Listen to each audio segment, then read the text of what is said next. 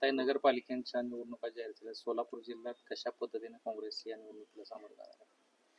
नाही, आम्ही ज्या काही ठिकाणी आघाडीमध्ये आहोत, जे समविचारी पक्ष आहेत आणि जे भाजपच्या विरोधात आम्ही सगळे एकत्र लढत आहोत.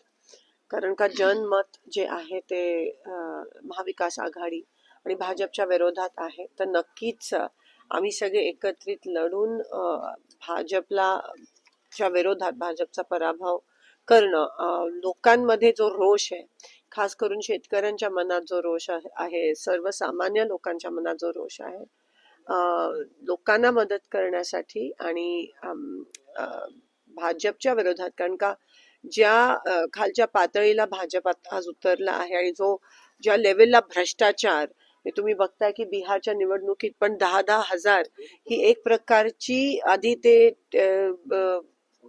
इलिगल लीगल करप्शन ज्याला म्हणतात. आधी ते टेबलाच्या खालून द्यायचे, आता वरून देतात. आणि ज्ञानेश कुमार हे त्यांच्या हातातलं एक खेळणं आहे. आचारसंहिता कशी भंग होत नाही या माध्यमातून हे त्यांना वारंवार विचारलं जातं.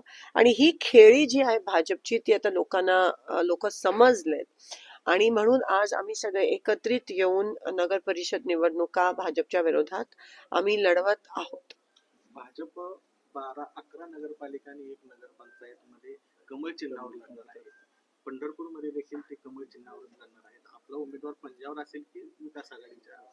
काही ठिकाणी आघाडी असणार आहे आमची आणि काही ठिकाणी स्वबळावर काँग्रेस पक्ष लढते. अजून चर्चा होते त्या संदर्भात. तुम्हाला माहिती की उद्या फॉर्म भरायचा शेवटचा दिवस आहे. तर उद्या फॉर्म सगळ्यांनी भरल्यानंतर स्पष्ट चित्र अजून स्पष्ट होईल. पण काही ठिकाणी आम्ही स्वतंत्र आणि काही ठिकाणी आघाडी.